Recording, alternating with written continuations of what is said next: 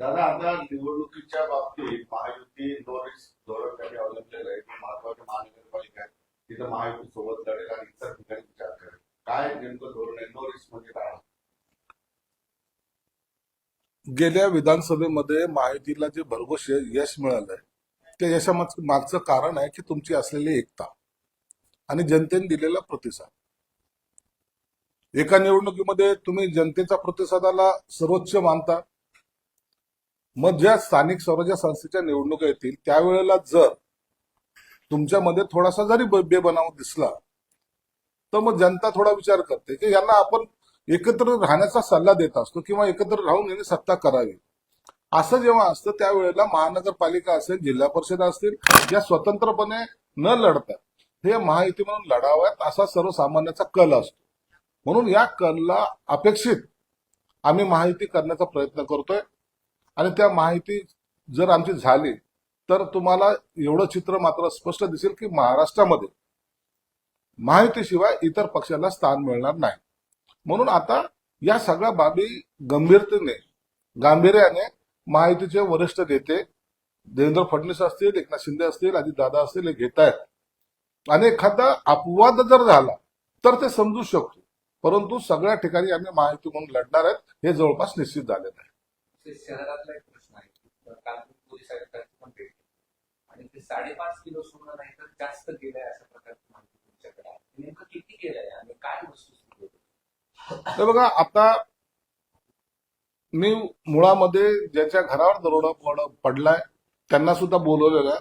थोड्या वेळात ते माझ्याकडे येतील. वस्तुस्थिती काय आहे? कधी काळी असं होतं की आपण एखादी वस्तू विकत घेतो, प्रत्येक गोष्टीची पावती नसते किंवा प्रत्येक गोष्टी पावतीने घेतल्या जात नाही. मग असं एक्स्ट्रा सोनं आहे का, तर त्याचा खुलासा सुद्धा ते स्वतः लड्डा म्हणून जे आहेत ते माझ्याकडे करणार आहेत.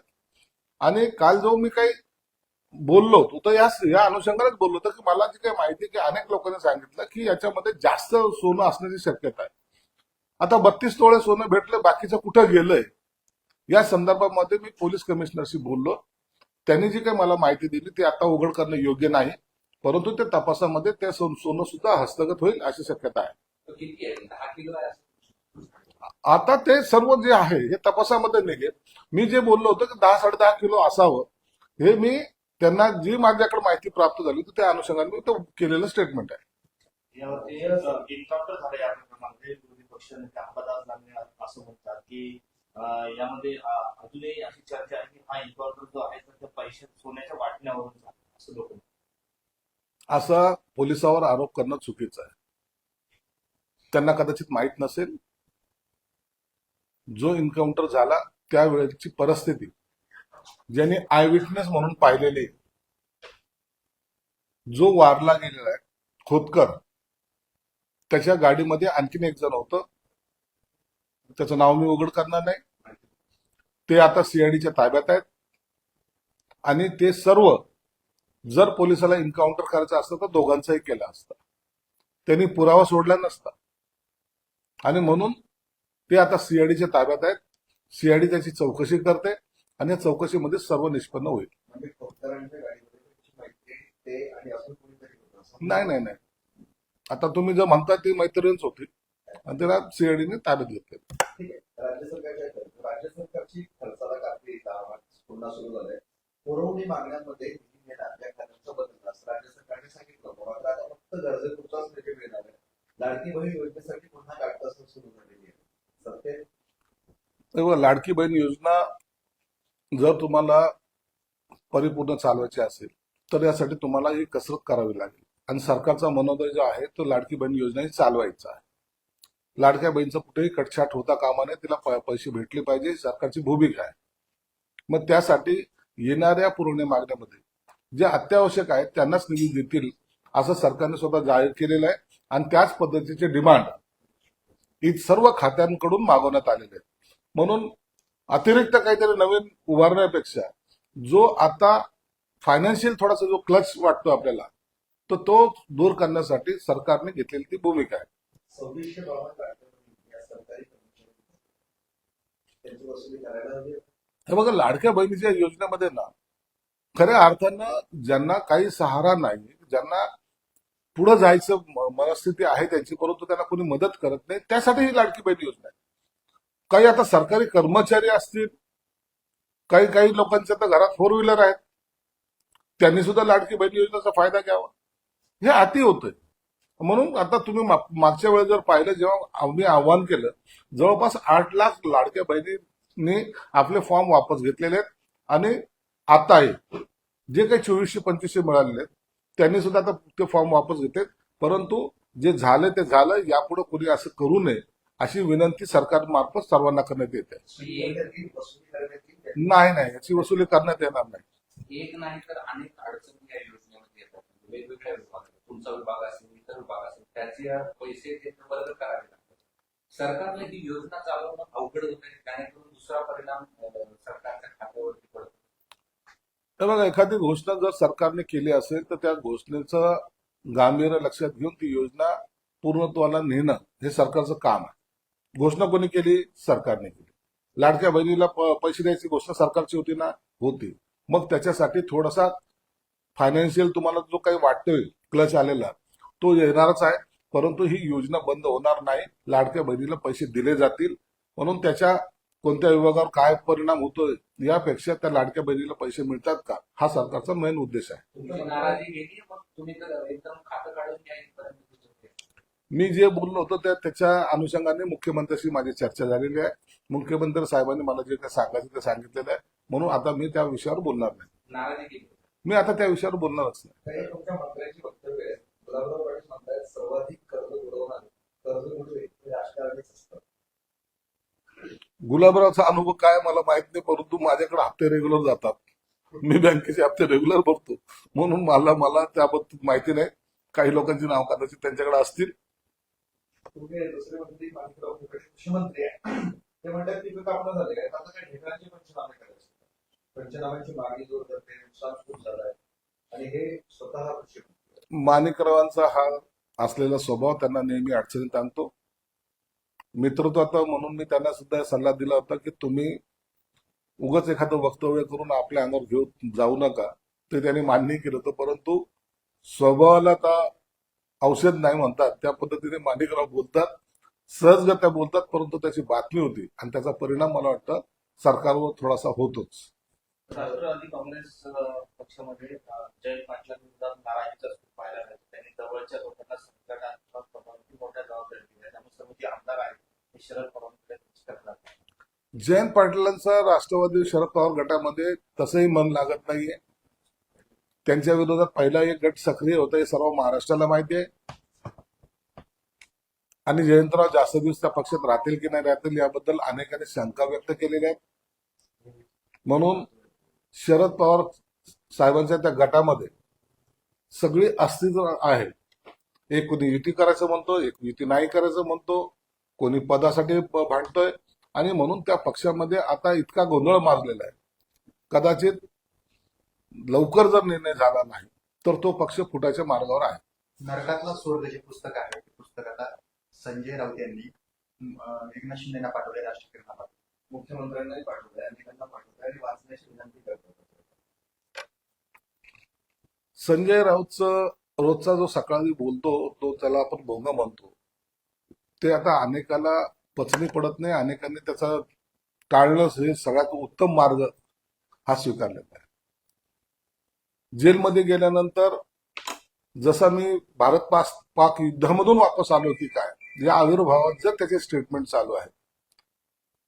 भ्रष्टाचाराच्या आरोपमध्ये आतमध्ये गेले होते, परंतु आता जे स्टेटमेंट चालू आहे की त्यांना वाटतं की मी कोणत्या तरी स्वातंत्र्याची लढाई लढून आलो काय. आणि म्हणून त्यांनी जे लिहिलेलं बकवास पुस्तक आहे ते पुस्तक ना विक्री होत ना त्याला कोणी विकत घेत. आता नरकातून स्वर्गाकडे जायची वाट त्यांना त्या ठिकाणी सापडलेली आहे आणि त्या वाटेवर कोणी जायची मनस्थितीत नाही. म्हणून ते आता विनंती करतायत की माझं पुस्तक तरी वाचा, एवढी तरी कृपा करा की मी जे काही मेहनत घेतलेली पुस्तक लिहिण्यामध्ये त्याचा कुठंतरी चीज होऊ द्या. आणि पुन्हा त्या अशा पत्र लिहिण्याने त्यांना असं वाटतं की माझा खप वाढेल, पण तो असा खप वाढत नसतो. जे चूक आहे ते चूक आहे. तर दोन्ही पवार एकत्र अजित पवार यांची सुनील तटकरे आणि प्रफुल्ल पटेल यांचा विरोध आहे असं संजय राऊत. ह्या माणसाचा हा डोक्यावर पडलेला माणूस आहे. संजय राऊत हा डोक्यावर पडलेला माणूस आहे, कधी काय बोलल ना त्याचा काही भरोसा नाही. आणि म्हणून आम्ही कुणी सिरियस घेत नाही त्यांना.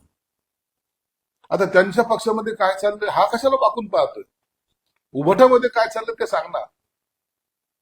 परंतु इतरांच्या खोड्या काढणे किंवा त्यांच्या घरात जाऊन डोकवणे हा संजय राऊतचा आता स्वभाव झालेला आहे.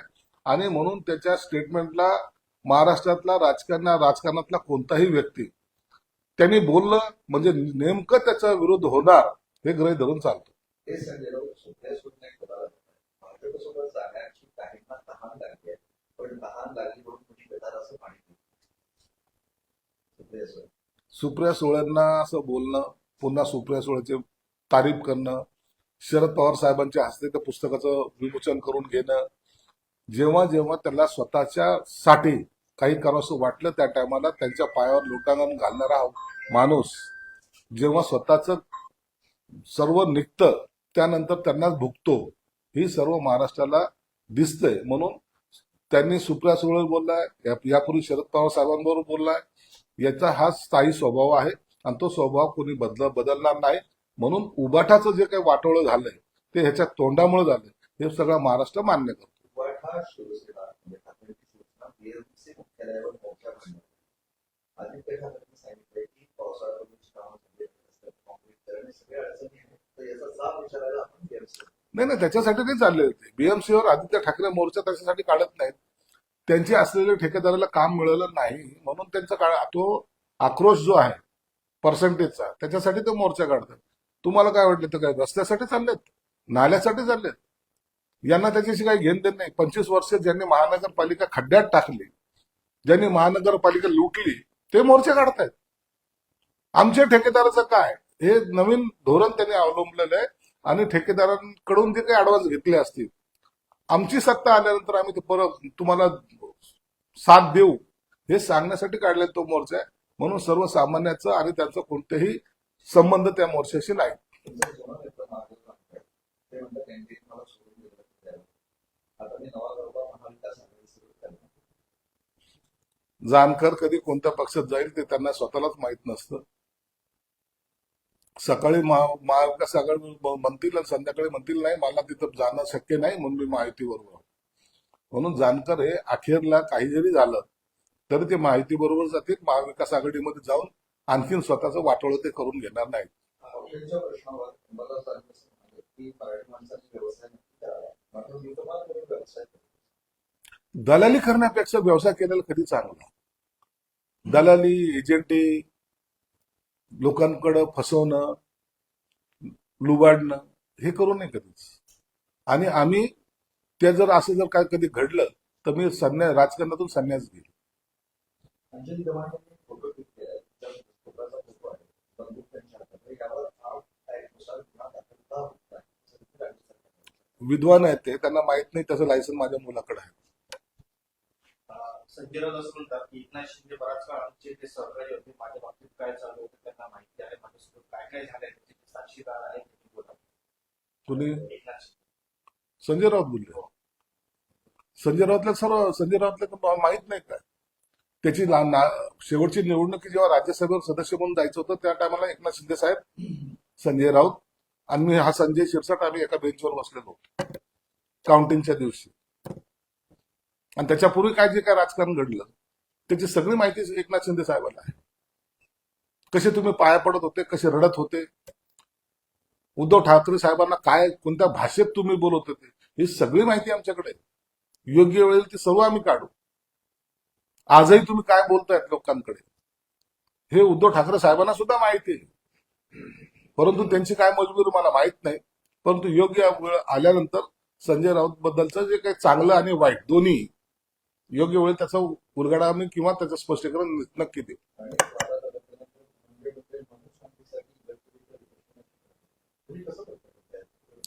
नाही काय माहिती का अशी वादळं जेव्हा येतात ना त्यावेळेला थोडंसं शांत असणं हे कधी चांगलं. एखादा माणूस संकटात सापडला किंवा एखाद्यावर काही आरोप प्रत्यारोप झाले तर बाकीचे जे ज्यांना संधी नसते ना ते सुद्धा टोचा मारतात. अशा वेळेला शांततेचा मार्ग पत्करणं हे कधीही चांगलं. मला वाटतं धनंजय मुंडे जर शांत इगतपुरीला गेले असेल मनशांतीसाठी तर ते एक चांगली गोष्ट आहे. माणसाने दर 24 तास राजकारण करण्यापेक्षा मनशांती जर केली तर त्याच्यातून सुद्धा एक पॉझिटिव्ह वेव्ह त्या बाहेर येऊ शकतात. संजय राऊत असं देखील म्हणतात एकनाथ शिंदे फडणवीस यांच्यात संवादाची कमी आहे. शिंदे आणि फडणवीस दोन्ही वेगवेगळ्या बेटावरती आहेत. ईडीची कारवाई होऊ नये म्हणून हे सगळे सोबत. आम्ही बेटावर आहोत, आम्ही पूर्व पश्चिम आहोत, आम्ही दक्षिण उत्तर आहोत. तुम्हाला काय करायचं रे बाबा? अरे आपली दुकान बुडायला लागली, आपलं जहाज बुडायला लागलं, आपलं घर फुटायला लागलं, त्याच्याकडे लक्ष देण्यापेक्षा इतरांवर लक्ष देऊन का टाइम खराब करतात? या माणसाला कोणताही धंदा नाही, उद्योग नाही, म्हणून ते एकदा देवेंद्र फडणवीस जे बोलले या आशयांचे कधी मी स्टेटमेंट ऐकत नाही, त्याच्या उत्तर द्यायचे मी कधी उत्तरही देत नाही.